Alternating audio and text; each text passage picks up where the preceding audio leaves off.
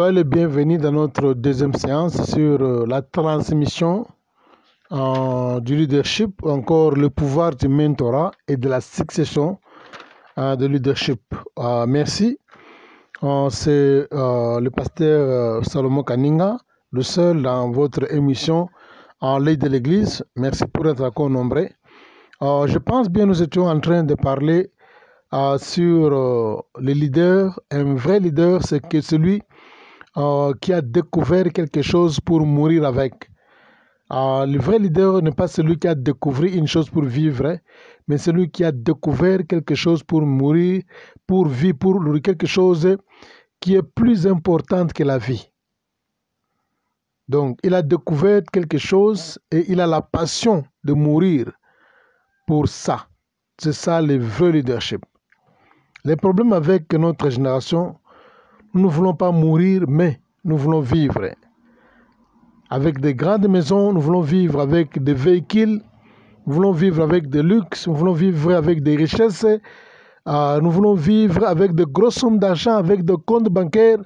Nous voulons vivre pour impressionner les gens. Le leader n'a jamais un vrai leadership, bien un vrai leader, bien le vrai leadership ne consiste pas sur l'impression. Le leader n'est pas un impressionniste. C'est pourquoi je disais que ce sont des gens qui ont la passion de mourir pour une cause.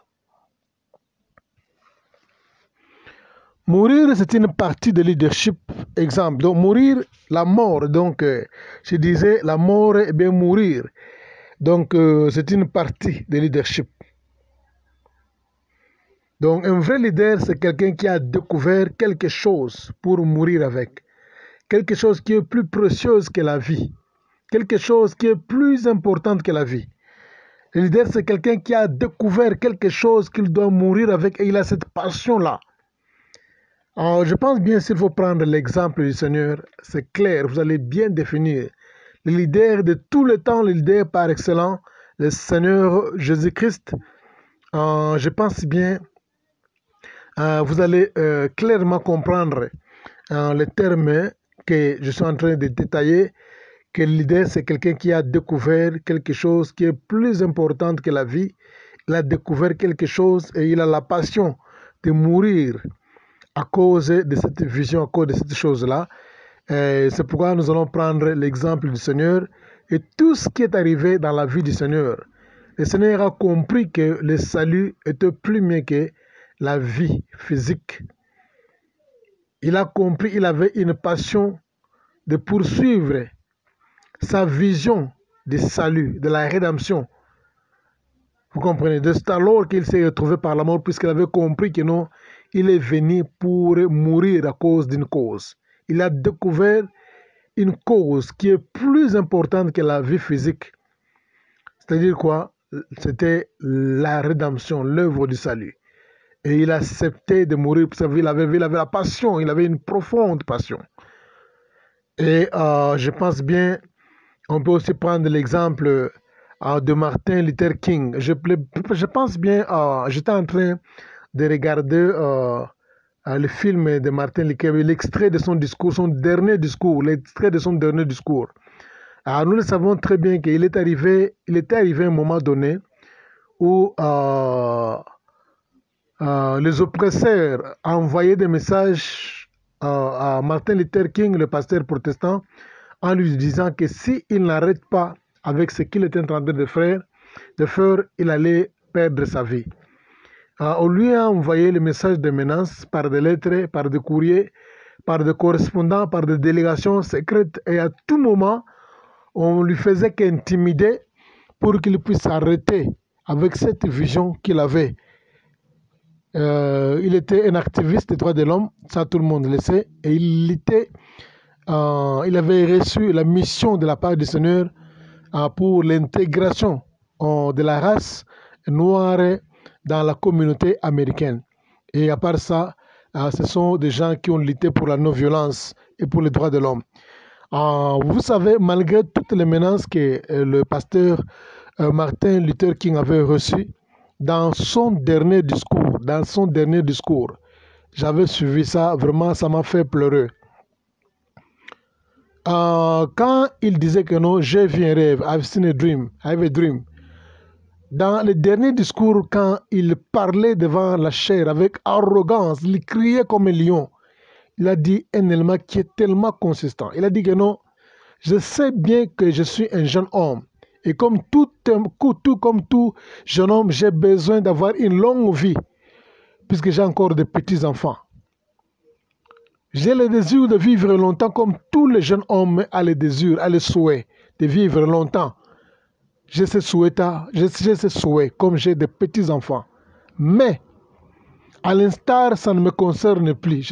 À l'instant là où je parle, donc ça ne me concerne plus. Donc ma vie ne me concerne plus. Je suis prêt à mourir à n'importe quel moment, à n'importe quel instant. À ce moment, il a dit que non, à ce moment, je ne suis plus concerné que je suis parent, j'ai des petits-enfants. À ce moment, je ne suis plus concerné que je suis un jeune homme, j'ai besoin d'une longue vie comme tout le monde le souhaite. Mais il était plus passionné par la vision. C'est pourquoi je disais, un vrai leader, c'est celui qui a découvert quelque chose pour mourir avec, pas pour vivre. Et il a la passion pour mourir, c'est cette vision-là. C'est alors que quand il avait terminé ce discours, quand on dit « I have a dream », c'est-à-dire j'ai eu un rêve. Et le lendemain, c'est alors qu'il était abattu par une balle. Et il était au restaurant, au véranda d'un restaurant, avec ses amis, les révérends, je parle bien, Jesse aussi Jackson, était là. Il était en train de témoigner dans la vidéo que je suivais. Un révérend Jesse Jackson, il est en vie jusqu'à aujourd'hui. Tout le monde le connaît, la plupart déjà le connaissent. Il était en train de témoigner qu'on l'avait abattu. Il était là, ils étaient à table. Il s'est reposé. Il était autour d'une table, il s'est reposé sur le véranda d'un hôtel, de guest house. Après avoir repassé des dîners, c'est alors que nous, on l'avait abattu là-bas par une balle. Vous voyez le leadership, le vrai, comme je disais, il y a les leaders et il y a le vrai leader. Je pense que nous allons prendre un autre exemple de Mahatma Gandhi, qui est l'Indien. Mahatma Gandhi, ça tout le monde le connaît bien. Mahatma Gandhi, c'est aussi un activiste du droit de l'homme, de la non-violence, qui ont lutté contre les oppresseurs, qui ont combattu contre l'oppression, et il avait dit que je ne prendrai pas la nourriture jusqu'à ce que mon peuple sera libre, sera indépendant. Mahatma Gandhi avait refusé de manger, de prendre la nourriture. Il avait lancé un défi aux Anglais que je ne prendrai pas de nourriture jusqu'à ce que mon peuple sera libre. Et on l'avait supplié à tout moment,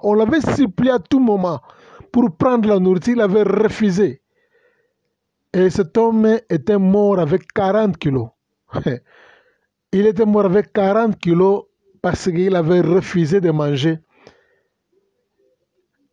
Et il avait compris qu'il y a quelque chose qui a de plus grande valeur que la vie.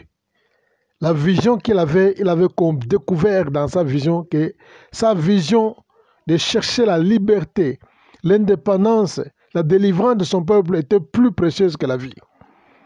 Il a refusé de prendre une nourriture. Il a refusé de boire jusqu'à ce que son poids faisait que descendre jusqu'à 40 kilos. Il était mort avec 40 kilos.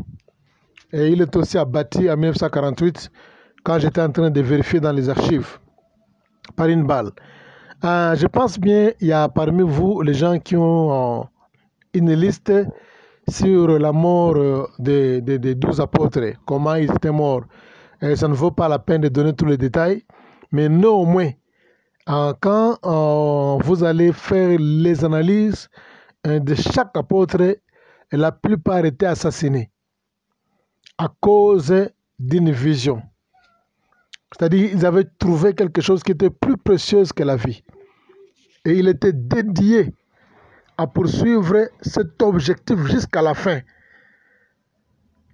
Vraiment, le Seigneur Jésus-Christ avait dit que ceux qui perdront leur vie la retrouvera et ceux qui chercheront pour vivre la perdra.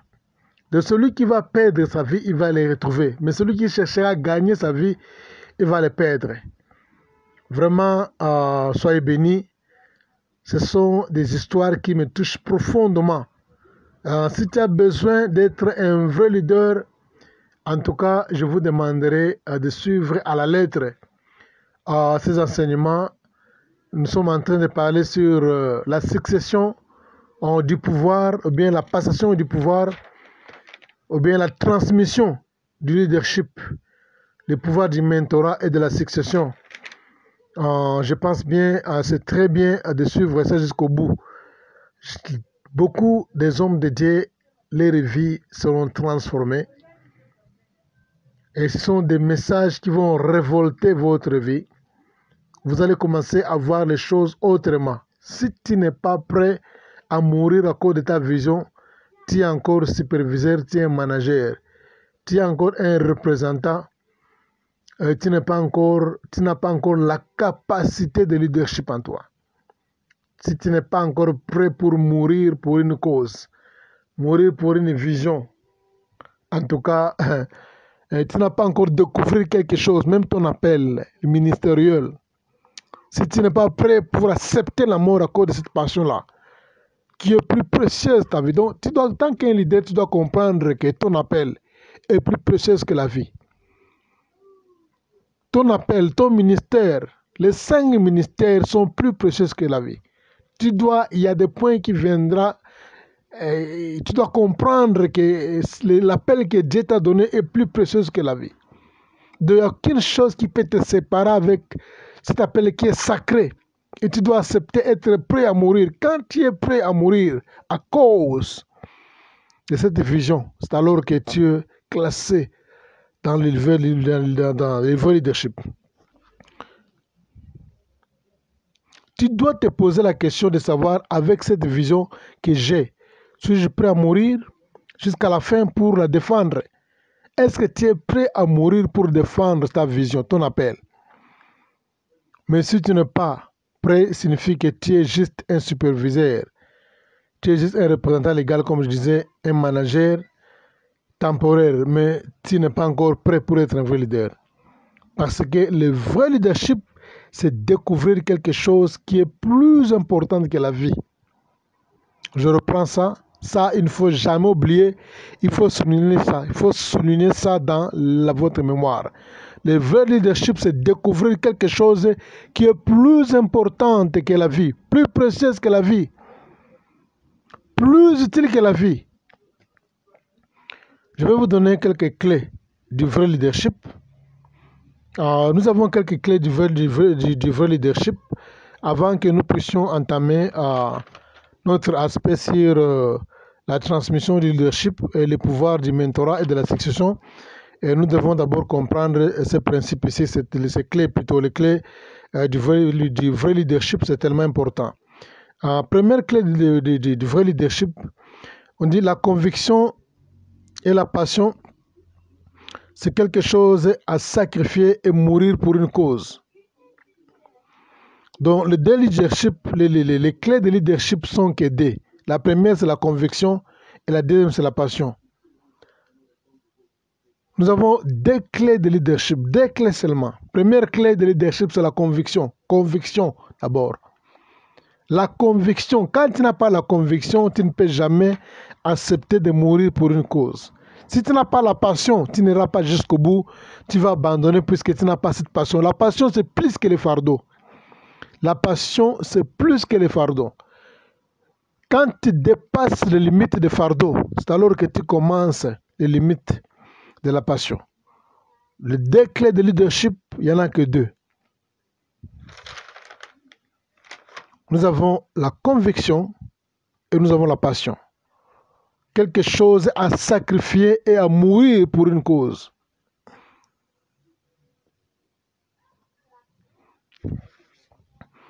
Voilà, nous allons parler encore sur un point important, c'est la conviction. Maintenant, on va aller en détail pour expliquer la conviction. La conviction signifie, c'est un mystère, c'est un mot qui est mystère. C'est-à-dire, la conviction, c'est un système de croire. Tu vois, c'est-à-dire, quand tu as un système de croire à quelque chose, tu as un système de croire à une vision. Hein? Maintenant, ce système de croire-là est très puissant et très efficace. Et je préfère mourir pour une cause que de vivre. C'est ça qu'on appelle la conviction, c'est-à-dire un système de croire. Mon système de croire qui doit être très puissant, qui doit être très efficace, jusqu'à tel point que je peux dire que non, je préfère mourir pour une cause que de vivre. Je préfère mourir pour une cause que de vivre. C'est ça qu'on appelle la conviction. Le système de croire qui est très efficace, et pas seulement efficace, qui est tellement aussi puissant. C'est pourquoi vous allez remarquer que toute la force de la Grande-Bretagne, les Anglais qui ont colonisé les Indiens, avec une armée tellement puissante, avec une force, avec un grand pouvoir imposant, tout ça s'est écroulé par une conviction de Mahatma Gandhi. Seule conviction de refuser à mettre la nourriture dans sa bouche. La personne que le poids diminuait de temps en temps, son poids faisait que diminuer jusqu'à tel point qu'ils ont eu peur que non, cet homme va mourir et nous aurons un problème. Et tout un grand royaume de la Grande-Bretagne s'est effondré. Leur colonisation s'est effondrée à l'Inde à cause de la conviction d'une seule personne. Vraiment, j'aime beaucoup cet homme ici, Mahatma Gandhi. Il était aussi chrétien. Il n'a pas seulement lutté pour l'Inde, il a aussi lutté pour l'Afrique du Sud. Il a l'histoire presque marquée dans deux pays, l'Afrique du Sud et aussi à l'Inde. Donc c'est pourquoi aujourd'hui nous parlons de lui. Nous sommes en train de parler sur Mahatma Gandhi à cause de l'acte qu'il avait posé. Sa conviction a fait que la Grande-Bretagne, sa colonisation, son système soit écroulé, soit effondré par la conviction d'une seule personne. Tu seras rappelé dans les mémoires des gens par les choses que tu n'as pas accomplies, par contre par les choses que tu as survécues. Un vrai leader sera rappelé dans les mémoires des gens par rapport aux choses qu'il a survécues, pas que des choses que tu as accomplies. Les choses que tu as accomplies ne sont pas plus puissantes, plus influentes par rapport aux choses que tu as fait survécu. Joseph a survécu la prison. C'est pourquoi aujourd'hui on parle aussi de Joseph. Tous les grands leaders de la Bible, on ne parle pas de leur vie parce qu'ils ont accompli quelque chose, non. Parce qu'ils ont survécu un événement. Il y a aussi l'exemple, il y a plusieurs exemples, je pense bien on peut s'arrêter ici. Prochainement, nous allons parler à titre d'exemple pour permettre la bonne compréhension. Soyez bénis, merci.